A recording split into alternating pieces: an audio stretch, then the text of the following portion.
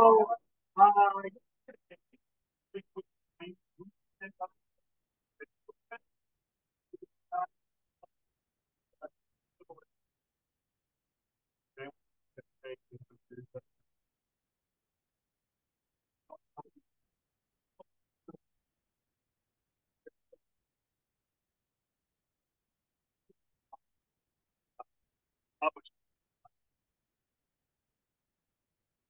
we talked about from Reconstruction to fix the civil rights movement has for integration. There must be a lot of people here that decide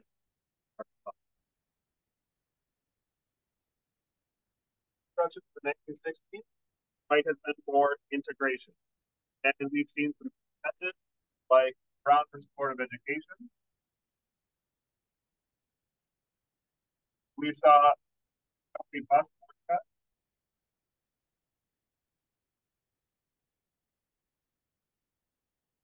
We've seen things like the sit-in movement or the freedom ride, and we talked about projects. Now, that doesn't mean that there weren't facts or there weren't difficulties with these, but each of these events will push for integration. So eventually, the main focus of the March on Washington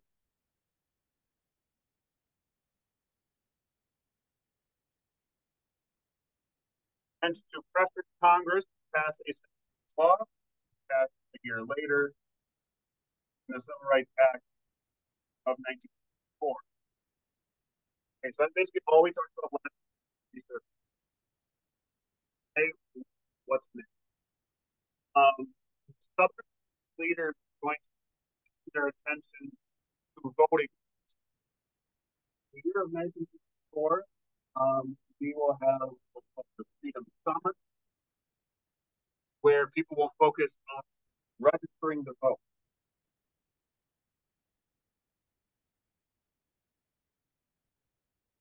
Because of all of the restrictions that are put in place, we see numbers of voters registered is not aligned to the percentage of white race.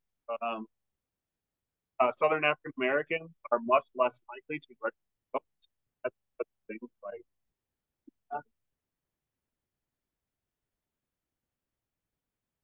poll taxes and other restrictions on registration. And so, SCLC and SNCC are going to put a lot of effort into pushing for voting rights. They're going to try to get more and more people to register to vote and to bring more awareness to people around the country about all these restrictive laws. And so, one of the things that was done is the March from Selma, which initially the first march fails after the police stop it. Second march is successful.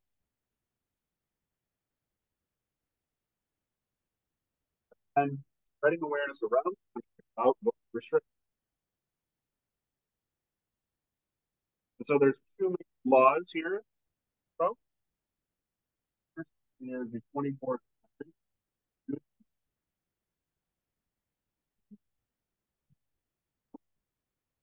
outlaws. So you don't pay any money in order to vote. It's not be a requirement. Registering process has to be free. Also have the Voting Rights Act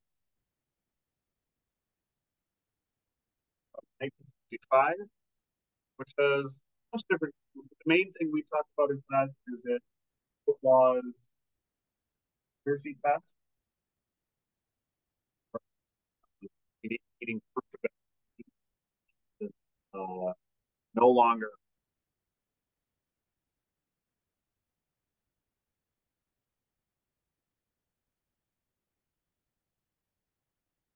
Any questions on the board right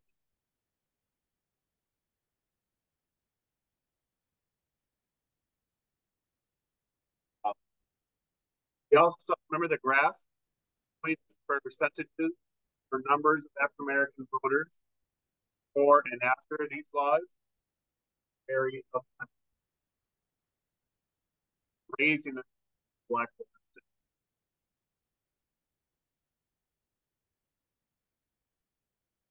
Now, with a long history of racist discrimination and white supremacy, that does not mean that all discrimination is on. It does not mean the effects of racist policies all of a sudden no longer impact people. In fact, see still a lot of things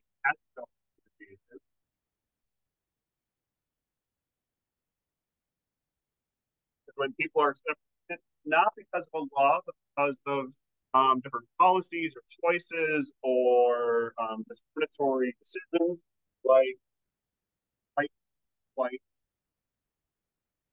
where many white Americans are moving to suburbs, but then creating neighborhood covenants, not self, or discriminatory realtors who would not show homes to people of color in the neighborhood. That automatically creates segregation. We also see um, uh, white um, employment in big cities,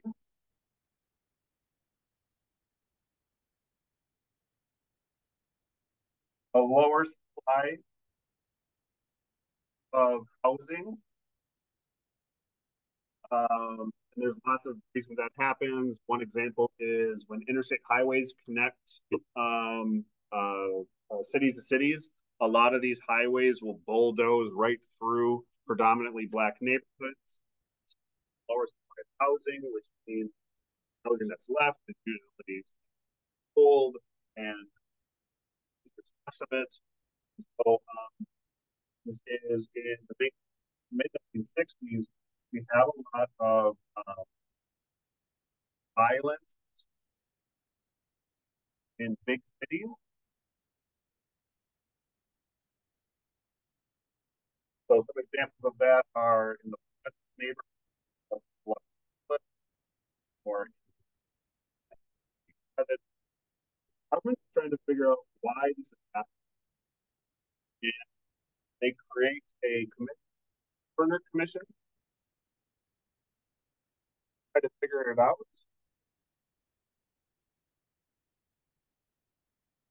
So why is the violence happening? And the impacts of de facto segregation and the frustration that politicians seem to want to move on is kind of the impetus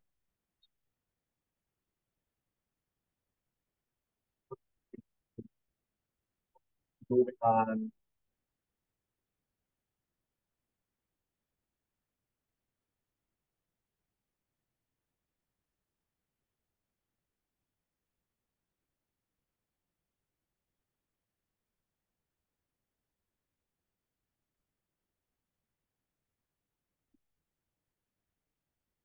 Okay, any questions about this stuff?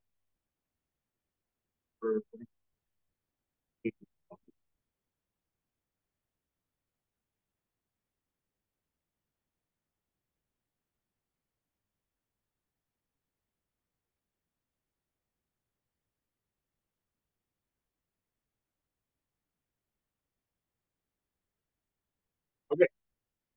some of the big differences between King and Malcolm X is from the South, Malcolm X is from, and they have very different opinions. King believes in non-violent, no aspect. All the protests and all the marches will remain non-violent. Malcolm X, though, follows the any means.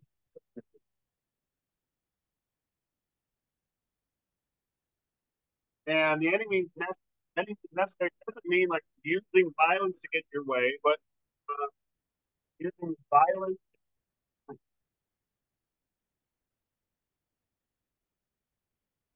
For example, if somebody is not even participating in protests, but are suffering police brutality, that they should be able to defend them. Very instance. See, King, for most of his experience fighting for integration, Malcolm X doesn't necessarily think integration is,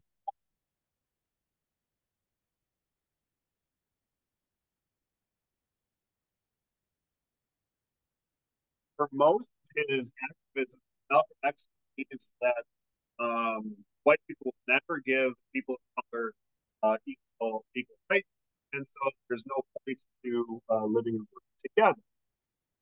He will kind of back off that later in his activism. Integration is not his goal. His goal is quality under the law. That doesn't require being integrated with white people, according to Malcolm X. Now, what they both believe is that uh, the Black civil rights is a part of a worldwide social change. They are a part of not just the movement in the United States, but larger movements around the world. And so we see like talking about the nation, how Black nations in Africa one vote, and if you all together, that has for then the United States, which also has to be one. So I'm trying to get some more um, worldwide alphabet with uh,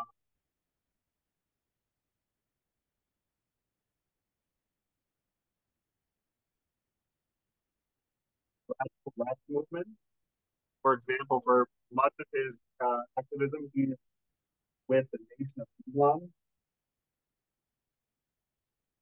who is much more willing to use violence, even outside of self-defense.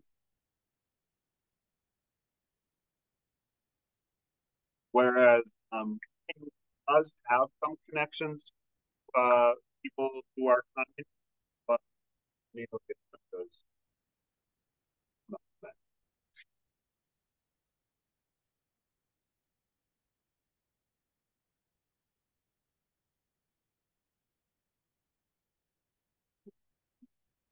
One thing that also both of these men will agree to is that they're upset by democratic leaders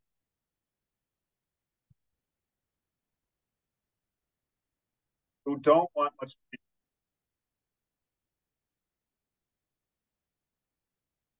For example, in his letter from Birmingham jail, Malcolm King talks extensively about how he's frustrated by people who are like, "Hey, just wait, like equal rights will come to you." And he's like, "I'm sick of waiting.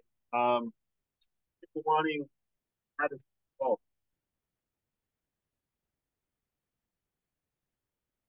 He said that like um, at least the people who I'm against are they know what they believe. It's frustrating to say like, "Oh yeah, I why don't just like chill out? I would just wait a little, just calm down."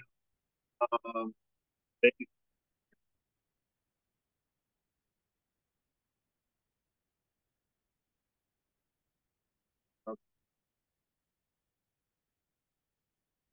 okay. Any questions about what's on the board?